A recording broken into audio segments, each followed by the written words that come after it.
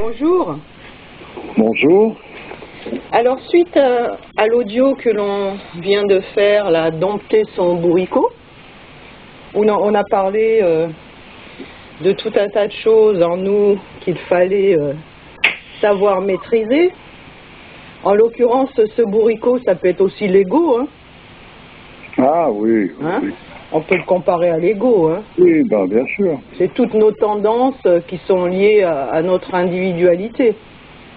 Oui, le bourricot, c'est en fait, la comparaison avec un bourricot, c'est qu'à un moment donné, un bourricot, lui, il a besoin de nourriture, il a besoin de ci, il faut ça, puis il s'impose, c'est normal pour un bourricot. Alors le nôtre de bourricot, il s'impose tellement que si on le laisse faire, il prend toute la place.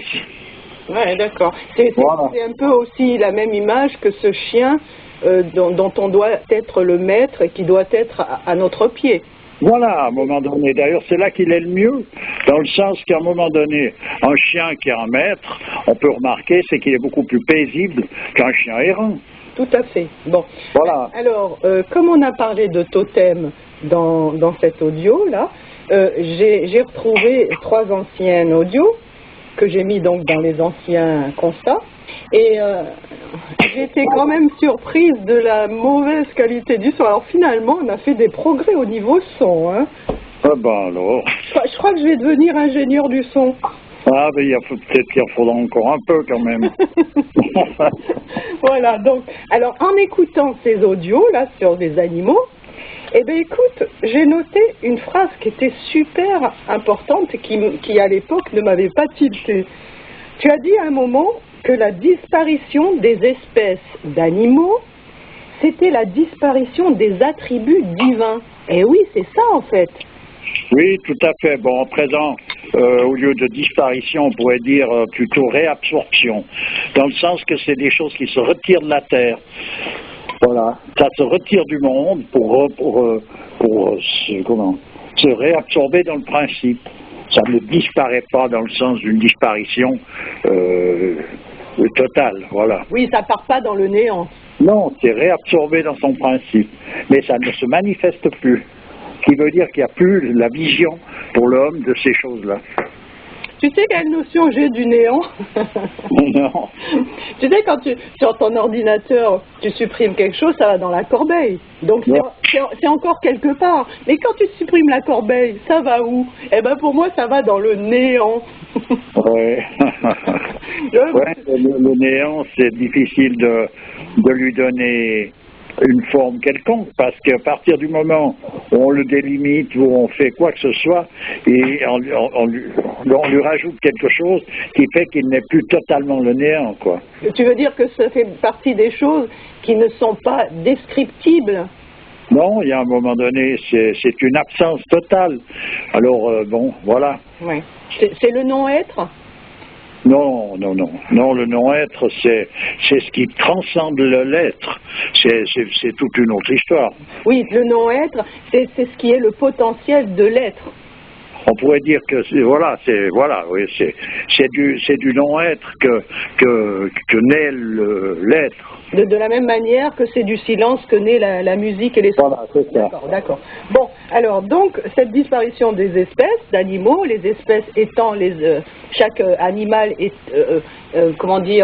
étant représentatif d'un attribut divin, il est évident que quand cet animal disparaît, cet attribut divin retourne, on pourrait dire à la source.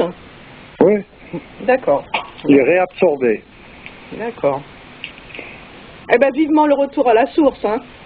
Ah oui. Pour chacun d'entre nous. Tu veux te faire réabsorber. Ah oui, vivement la réabsorption. Ah ben, il y aura bien un moment donné où, de toute façon, l'humanité, dans son ensemble, se trouvera réabsorbée. Tu vois, il y a toujours, à un moment donné, la fin d'un monde, il peut y avoir la fin de l'humanité, il peut y avoir la fin d'un ensemble. De toute façon, c'est une réabsorption dans le principe. D'accord. Bon, ça c'était autant de petites parenthèses. Maintenant, on va commencer sur, dans la continuité on parlait de caractère, etc. J'aimerais te demander une chose, parce que souvent tu m'as dit que les défauts que l'on voit chez l'autre sont des défauts qui sont en nous. Sinon, on ne les verrait pas. Oui, à présent, il faut considérer ça d'une certaine manière pour ne pas rentrer dans la psychologie moderne. C'est qu'on a inévitablement, nous, il faut qu'il y ait une résonance de quelque chose pour qu'on puisse, pour qu'on puisse comprendre, il faut qu'il y ait une résonance. Voilà. Pour bien saisir une chose, il y a une résonance en nous. Et c'est ça qui fait que donc, on a en nous cette résonance. Donc c'est dans cette résonance-là, c'est en nous qu'on peut chercher de quoi il s'agit, et non pas en regardant quelqu'un et considérer ses défauts et les juger par rapport à quelque chose qui est un critère moraliste, tu comprends? Voilà. Tu veux dire que les défauts de l'autre sont des gourous pour nous?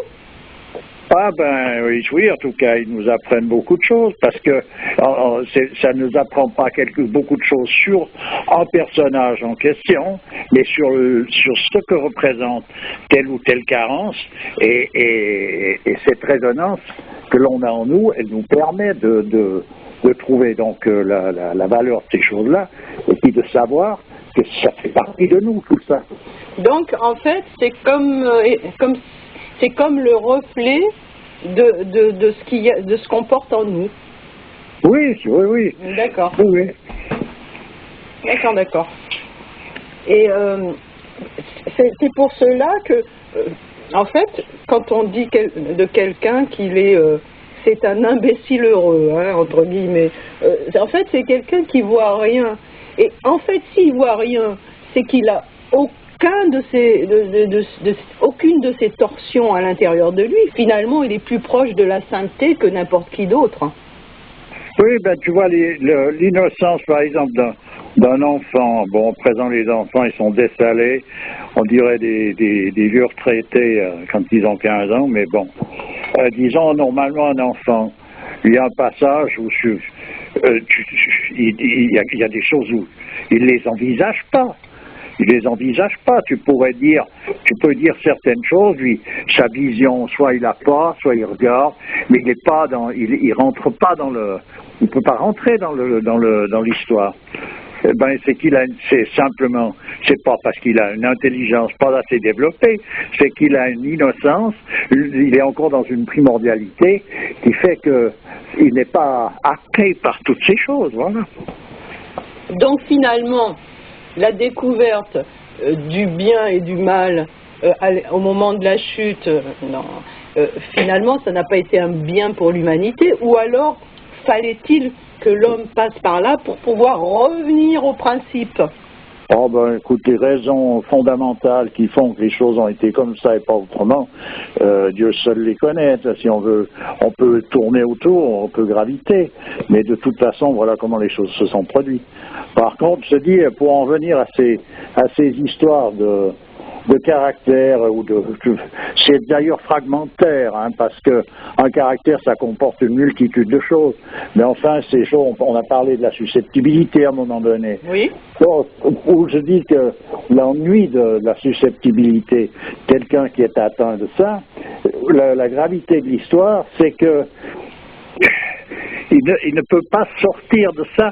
Tu vois, c'est une vision constante de tout qui se retrouve happés par cette susceptibilité. Ce qui fait qu'à un moment donné, c'est des gens qui vivent seuls, pas parce qu'ils ont envie d'être seuls, c'est parce qu'ils ne peuvent plus supporter, ça va pas. Ils sont d'un côté, ils ne veulent pas être seuls, mais d'un autre côté, ils ne peuvent pas supporter la compagnie.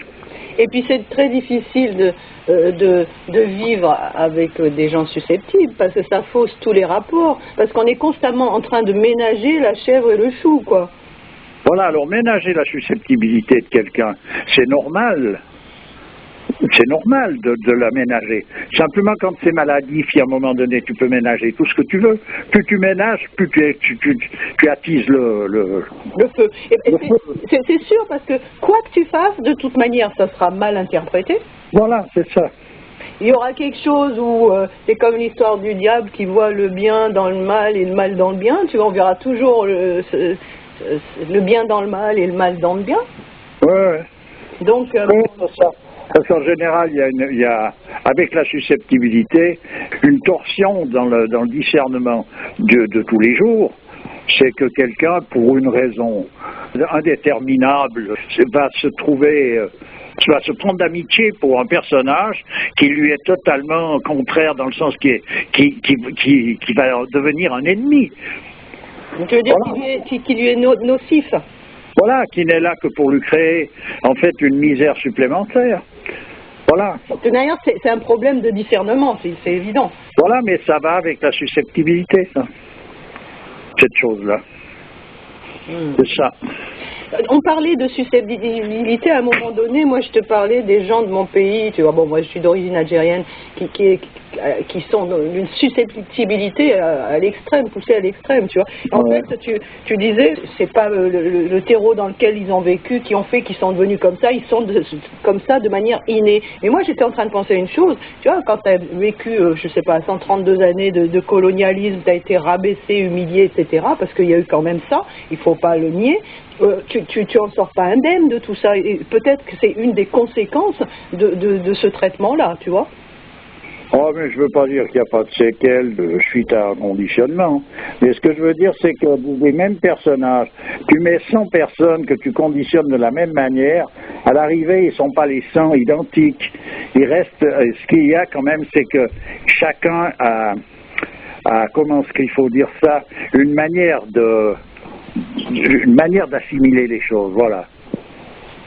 Tu comprends? Alors je comprends, parce que devant l'injustice, mettons, du colonialisme, on peut avoir une révolte, on peut en découdre avec les personnages responsables, on peut faire beaucoup de choses, mais ça ne veut pas dire qu'on est obligé par principe de perdre la noblesse, une noblesse de cœur que l'on peut avoir en soi.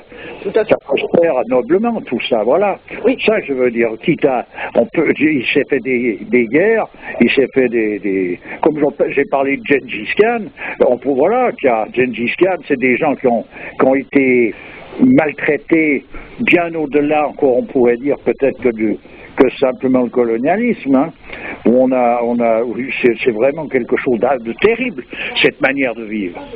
Eh bien, ça n'a pas empêché un personnage comme ça de conserver une noblesse qui est remarquable, voilà. Bon, écoute, en tout cas, là, il faut que j'arrête parce qu'il y a le facteur qui a sonné 3 fois.